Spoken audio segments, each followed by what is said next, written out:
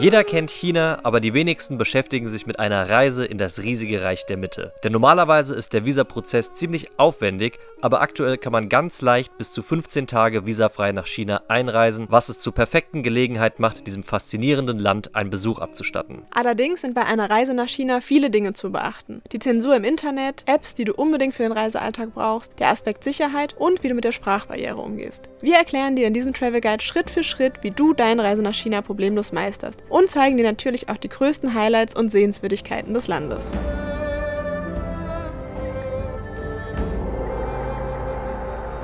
China oder China, je nachdem, wo ihr aus Deutschland herkommt, ist ein Land der absoluten Superlative. Es ist flächenmäßig das viertgrößte Land der Welt und in China leben über 1,4 Milliarden Menschen. Um nach China einzureisen, gibt es ganz viele verschiedene Möglichkeiten, denn das Land verfügt über zahlreiche internationale Flughäfen, wovon der neue Airport Peking-Daxing und der Flughafen Shanghai-Pudong die größten und bekanntesten sind. Es gibt zahlreiche Direktverbindungen aus Deutschland, beispielsweise von München, Frankfurt oder Berlin, oder Verbindungen mit Zwischenstopp, beispielsweise aus anderen Großstädten in Europa, über die Golfstaaten oder ganz viele Länder in Asien.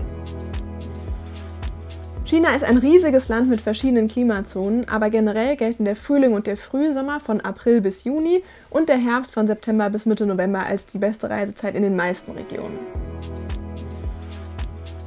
China hat normalerweise sehr strenge Einreisebestimmungen. Es ist auch ziemlich teuer, ziemlich aufwendig und kompliziert. Aber für einige Länder, unter anderem auch Deutschland, wurden diese strengen Bestimmungen stark gelockert. Und jetzt kann man einfach 15 Tage visafrei nach China einreisen, ohne irgendwas beantragen zu müssen. Einfach nur mit seinem Reisepass, der noch 6 Monate gültig sein muss.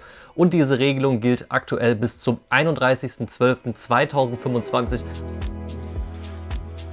Die offizielle Währung in China ist der Renminbi-Yuan und 1 Euro entspricht ungefähr 8 Yuan. Und was Bezahlen angeht, ist China sehr modern, zumindest in den großen Städten ist es sehr üblich, mit der sogenannten Alipay-App zu bezahlen. Wir kommen darauf später nochmal im Detail, aber schon mal vorab, wir haben nie Bargeld abgehoben in China und auch nie mit Kreditkarte gezahlt.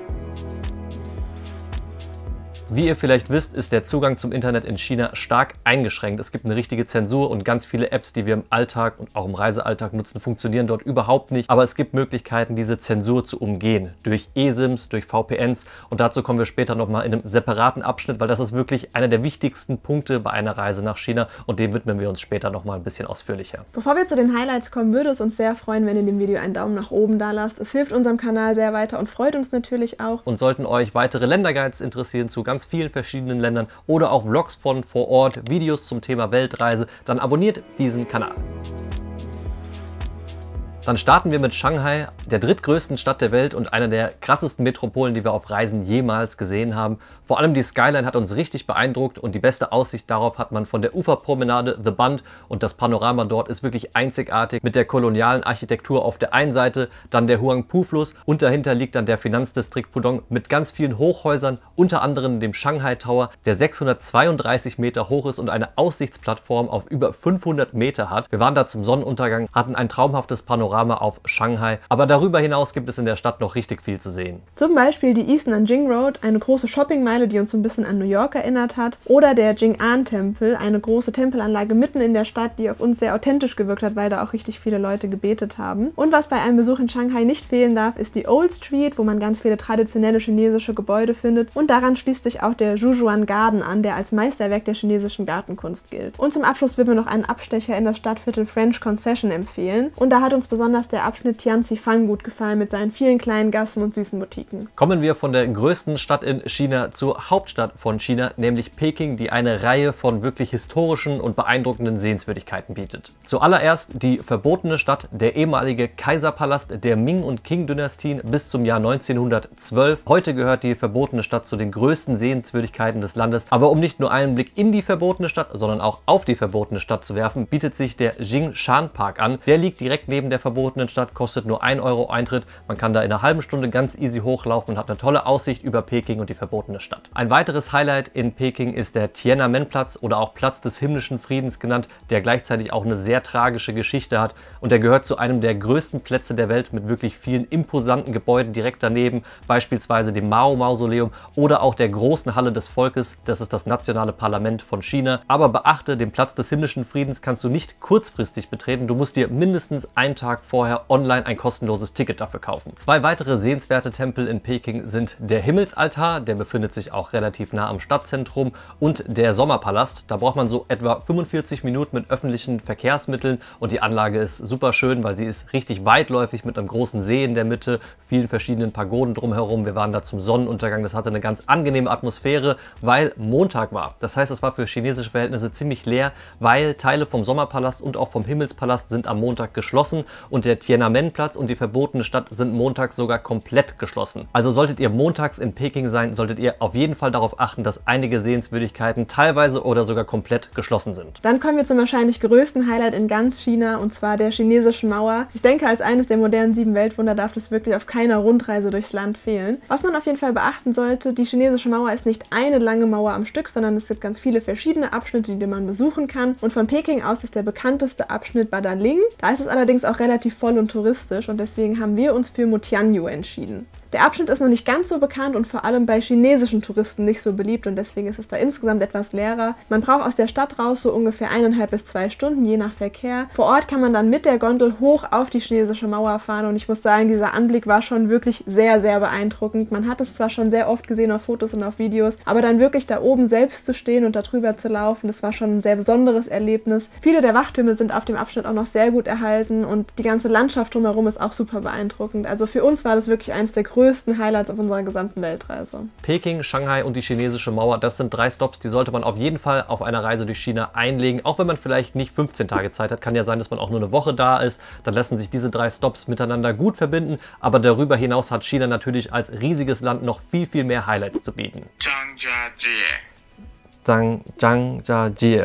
Eine Sache, die ihr bestimmt schon mal gesehen habt, ist der Zhangjiajie Nationalpark, der garantiert so nicht ausgesprochen wird. Aber diese Felsformation kennt ihr vielleicht aus dem Film Avatar, weil das ist nämlich dem ganzen Park nachempfunden. Und darüber hinaus gibt es beispielsweise auch die Stadt Chengdu, die ist nämlich als Panda-Hauptstadt in China bekannt. Oder auch der Leshan-Buddha, ein in Stein gemeißelter Buddha. Ein weiteres Highlight in China ist die Provinz Yunnan im Südwesten des Landes an den Ausläufern des Himalayas. Dementsprechend gibt es dort wirklich spektakuläre Landschaften, wie beispielsweise den Black Dragon Pool, die historische Altstadt Lijiang oder die Tigersprung-Schlucht. Ein weiteres Highlight, von dem ihr mit Sicherheit schon mal gehört habt, ist die Terrakotta-Armee, eine riesige Ansammlung von antiken Tonkriegern, die als Grabwächter dienen. Das Ganze wurde erst 1974 entdeckt und liegt in der Nähe von der Großstadt Xi'an. Und ein weiteres Highlight, was wir in China gar nicht so erwartet haben, ist die ganze Umgebung um die Stadt Guilin. Besonders bekannt ist die Region für ihre beeindruckenden Karstfelsen. Also als wir das erste Mal Bilder davon gesehen haben, dachten wir, das wäre irgendwie Laos oder Vietnam. Also wirklich spektakulär. Und zu den größten Highlights gehören die Pagoden am Shanhu-See, die idyllischen Landschaften bei Yangshu und die Reisterrassen bei Longsheng. Das sind nur einige der wirklich zahlreichen Highlights in China. Man sollte bedenken, das Land ist 27 Mal so groß wie Deutschland. Das sollte man sich mal kurz vor Augen führen, was für eine riesige Fläche China hat. Und ihr habt ja in der Regel auch nur 15 Tage Zeit. Von daher sucht euch am besten die Stops raus, die euch am besten gefallen und plant anhand derer eure Route, weil es gibt nicht die eine perfekte Route für 2 Wochen durch China. Das beste Fortbewegungsmittel in China ist auf jeden Fall der Schnellzug, denn China verfügt über ein modernes, schnelles und breit ausgebautes Schienennetz. Trotzdem sollte man die Distanzen in China nicht unterschätzen. Wenn man sich zum Beispiel die Strecke von Peking nach Shanghai auf der Karte anschaut, sieht es relativ nah beieinander aus, sind aber trotzdem 1200 Kilometer und damit ist es ungefähr die Strecke einmal von Frankfurt bis nach Rom. Man kann die aber mit dem Schnellzug in China in 4,5 bis 6 Stunden zurücklegen, geht also wirklich relativ schnell. Die Tickets kann man online buchen, dafür haben wir immer die App Trip.com benutzt, das hat sehr gut funktioniert. Und in China ist es so, dass man bei der Buchung immer seinen Reisepass verknüpft und dann auch kein Ticket mehr bekommt. Wenn man am Bahnhof ankommt, dann wird einfach nur noch der Reisepass gescannt und da ist dann das Ticket direkt mit hinterlegt. Außerdem sollte man beachten, dass ein Bahnhof eher einem Flughafen gleicht, so wie wir das kennen. Es gibt auch strenge Sicherheitskontrollen und es ist zum Beispiel nicht erlaubt, spitze Gegenstände mitzunehmen oder auch keine Druckbehälter, also zum Beispiel sowas wie Moskitospray oder sowas mehr als 150 Milliliter groß ist. Aber sollten die Distanzen zu groß werden oder ihr nur wenig Zeit haben, dann könnt ihr natürlich auch Inlandsflüge buchen. Auch das geht über Trip.com und ist eigentlich relativ geläufig in China. Also eigentlich hat jede größere Stadt einen Flughafen und es gibt auch viele chinesische Airlines, die diese Strecken bedienen. Innerhalb von großen Städten kann man sich sehr gut mit der Metro fortbewegen. Also besonders Shanghai hat ein sehr gut ausgebautes U-Bahn-Netz und eine Fahrt kostet ungefähr 1 Euro. Man kann die Karten direkt am Automaten kaufen. die man auch auf Englisch stellen kann. Wie man die bezahlt, dazu kommen wir später bei den Apps. Und navigiert haben wir uns dort mit Apple Karten. Dadurch, dass Google Maps ja nicht funktioniert, haben wir Apple Karten benutzt, wo die Verbindungen relativ verlässlich angezeigt wurden. Alternativ zu den öffentlichen Verkehrsmitteln gibt es auch Taxis in China, die auch vergleichsweise gar nicht so teuer sind, wobei wir hier empfehlen würden, nicht vor Ort auf der Straße zu buchen oder sich da anquatschen zu lassen, sondern das auch alles online zu machen. Da gibt es auch wieder eine App für, das ist so ein bisschen das chinesische Pendant zu Uber oder auch Grab in Südostasien. Da kommen wir dann auch nachher nochmal drauf. Dann kommen wir jetzt zu den Kosten und nachdem wir auf Weltreise in verschiedenen Regionen und Ländern waren, würden wir sagen, China sortiert sich da irgendwie im Mittelfeld ein. Es ist jetzt nicht so günstig wie Südostasien, aber jetzt auch nicht so super teuer wie Nordamerika beispielsweise. Wobei es natürlich regionale Unterschiede zu betrachten gibt. Also Peking, Shanghai, die chinesische Mauer sind mit Sicherheit eher die teuren Landesteile, in denen wir ja auch waren. Und sonst kommt es natürlich auch immer auf den individuellen Reisestil und die Anzahl der Aktivitäten an. Wir haben beispielsweise für unsere Übernachtungen in Peking und Shanghai 42 € pro Nacht gezahlt, also ein eigenes Doppelzimmer mit eigenem Bad und hatten wirklich besonders in Shanghai eine sehr, sehr zentrale Lage. Und für die Buchung von Unterkünften haben wir auch Trip.com benutzt. Also auch wie die Flüge oder die Züge haben wir alle Unterkünfte bei Trip.com gebucht. Dort gibt es eine sehr große Auswahl. Die App ist eigentlich relativ intuitiv und ist deutlich besser als Booking.com. Also bei Booking.com gibt es auch ein paar Angebote, aber nicht so viel und Airbnb funktioniert beispielsweise überhaupt nicht. Dann kurz zum Thema Essen. Also ein einfaches Reisgericht gibt es schon so für 2 bis 4 €. Und was wir immer gerne gemacht haben, um ein bisschen Geld zu sparen, ist Snacks oder auch Frühstück in Convenience Stores zu kaufen. Es gibt zum Beispiel auch Family Mart oder 7-Eleven-Filialen in China, aber nicht ganz so verbreitet wie in anderen asiatischen Ländern. Eintrittspreise fanden wir insgesamt recht fair. Ich würde sagen, so Eintritte in die meisten Tempelanlagen haben ungefähr zwischen 3 und 6 € gekostet. Da gibt es meistens auch verschiedene Kategoriearten, je nachdem, ob man dann auch noch in die einzelnen Gebäude reingehen möchte oder nicht. Und zum Beispiel das Observation Deck auf dem Shanghai Tower hat 23 € pro Person gekostet, was für das zweithöchste Gebäude der Welt eigentlich auch echt okay ist. Und während der öffentliche Personennahverkehr wirklich sehr erschwinglich ist, können natürlich die längeren Distanzen, besonders mit den modernen Schnellzügen, schon ein bisschen teurer sein. Also wir haben beispielsweise von Shanghai nach Peking 80 € pro Person gezahlt in der zweiten Klasse, wobei man halt auch einfach bedenken muss, dass es 1200 Kilometer sind. Also die Distanzen in China sind einfach groß, aber es gibt auch günstigere Züge, aber dann dauert das Ganze natürlich noch ein bisschen länger. Aufgrund der Größe hat China auch eine sehr vielfältige Küche und ganz bekannte Gerichte sind zum Beispiel Peking-Ente, Dim Sum, Hotpot-Varianten oder auch Chop Suey. Aber wir als Vegetarier müssen sagen, wir sind da nicht so sehr in den Genuss gekommen, weil das meiste ist dann doch sehr fleischlastig. Grundsätzlich gibt es viele Restaurants in China, von einfachem Streetfood über normale lokale Restaurants bis hin zu internationalen Ketten ist alles dabei. Und preislich ist es auch sehr unterschiedlich. Man kann schon für 2 bis 3 € ein einfaches Reisgericht bekommen, aber nach oben gibt es natürlich keine Grenze. Solltet ihr auch Vegetarier sein, dann schaut gerne mal auf dem Blog vorbei, www.betterbeyond.de. Da findet ihr sowohl im China-Länderguide als auch in den einzelnen Blogbeiträgen zu den Stops nochmal ganz viele Tipps, was das Essen angeht, weil die Sprachbarriere ist auf jeden Fall da. Es ist nicht ganz so leicht zu kommunizieren, was man isst und was nicht, und da haben wir einige Tipps für euch aufgeschrieben. Und dann kommen wir noch zu ein paar wichtigen Hinweisen vor einer Reise nach China, weil das Land kann einen schon ein bisschen schocken. Da sind wir ganz ehrlich, und wir waren vorher 2 Jahre fast auf Weltreise, und wenn man das erste Mal nach China kommt, es ist einfach eine andere Welt, die Menschen verhalten sich ein bisschen anders, es gibt ein komplett anderes Verständnis, was Menschenmassen angeht. Von daher haben wir hier so ein paar Punkte für euch, die ihr auf jeden Fall wissen solltet, bevor ihr nach China reist. Wenn ihr schon mal in anderen Ländern Erfahrungen mit chinesischen Reisengruppen gemacht habt, dann nehmt das und multipliziert es doch mit 10, weil die Chinesen reisen sehr gerne, nicht nur ins Ausland, sondern vor allem innerhalb von China, und große Reisegruppen mit Leuten mit Lautsprecher, mit großen Fähnchen und so weiter, das ist dort wirklich Daily Business, also darauf müsst ihr euch auf jeden Fall einstellen, und da wird auch gerne mal ein bisschen geschubst und gedrängelt, wenn ihr vielleicht schon mal in Japan wart oder auch in Taiwan und ihr denkt so ein bisschen, ja, die asiatische Mentalität ist so ein bisschen rücksichtsvoll und respektvoll. Das ist in China nicht immer der Fall, und auch als Westler erzeugt man da ja auch noch viel Aufmerksamkeit. Es wird wahrscheinlich jetzt ein bisschen weniger, weil die Einreisebeschränkungen für so viele Länder gelockert wurden, aber ihr solltet euch vielleicht auch nicht wundern, wenn ihr einfach mal irgendwie so ein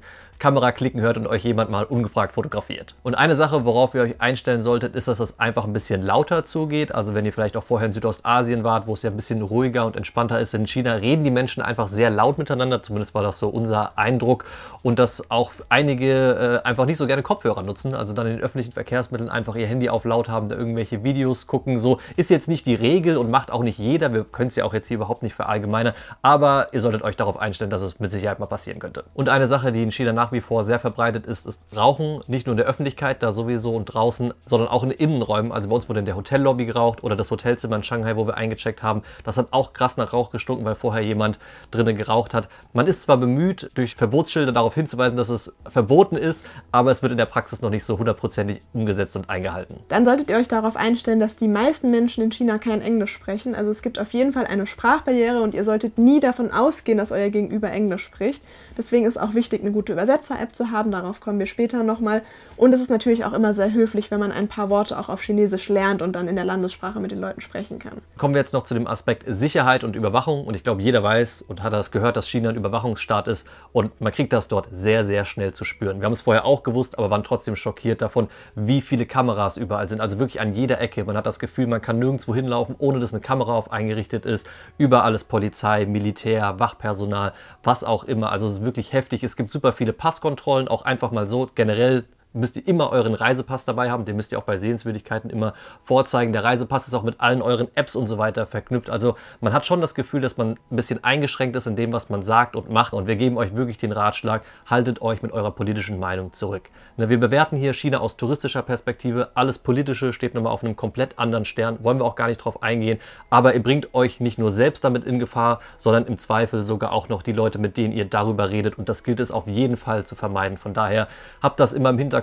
Haltet eure politische Meinung zurück und dann werdet ihr, was Sicherheit angeht in China, während eurer Reise auch kein Problem haben.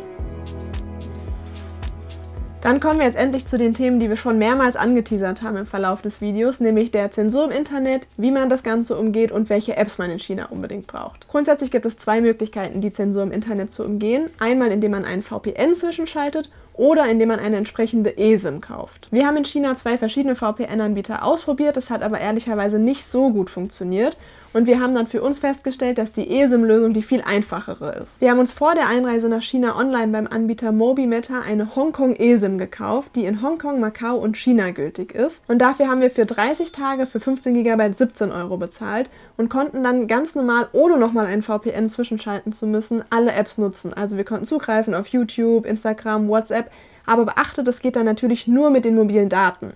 Sobald man sich in China dann ins WLAN einwählt, geht das Ganze wieder nicht und man bräuchte wieder ein VPN, um die Internetzensur zu umgehen. Wie das Ganze im Detail funktioniert, wie ihr die eSIM kauft, wie ihr das einrichtet und so weiter, haben wir auch nochmal in einem Blogpost festgehalten. Den verlinken wir euch ganz oben in der Videobeschreibung. Schaut da gerne nochmal vorbei. Dann kommen wir jetzt zu den Apps, die man in China braucht und das ist wirklich essentiell für den Reisealltag, sonst findet man sich einfach nicht zurecht und es ist auch wichtig, sich mit den Apps vorher zu beschäftigen, also die auch schon vorher zu installieren, vorher die Daten einzugeben, gegebenenfalls mit der Kreditkarte und so weiter zu verknüpfen und die App, die ihr wirklich jeden Tag in China braucht, ist Alipay. Alipay ist die Bezahl-App in China, ihr könnt dort einfach eure Kreditkartendetails hinterlegen, müsst das auch mit dem Reisepass verknüpfen, das ist auch auf Englisch verfügbar, was die Einstellung angeht, ist das eigentlich nicht sonderlich kompliziert und damit könnt ihr alles bezahlen, also vom großen Supermarkt bis hin zum kleinen Straßenverkäufer. Alle werden euch diese QR-Codes generieren, weil damit könnt ihr nämlich bezahlen, indem ihr die scannt oder ihr generiert selbst einen QR-Code auf dem Handy, der dann gescannt wird. Also wir hatten es wirklich täglich im Einsatz. Helen hat es ja schon gesagt, wir haben kein einziges Mal Bargeld abgehoben oder in der Hand gehabt, weil wir jeden Tag alles mit Alipay bezahlt haben. Aber ob das jetzt überall so verbreitet ist wie in Shanghai und Peking, das können wir ehrlicherweise nicht beantworten. Vielleicht wisst ihr es besser. Schreibt es uns mal in die Kommentare, falls ihr in anderen Regionen in China unterwegs wart, würde uns auf jeden Fall mal interessieren.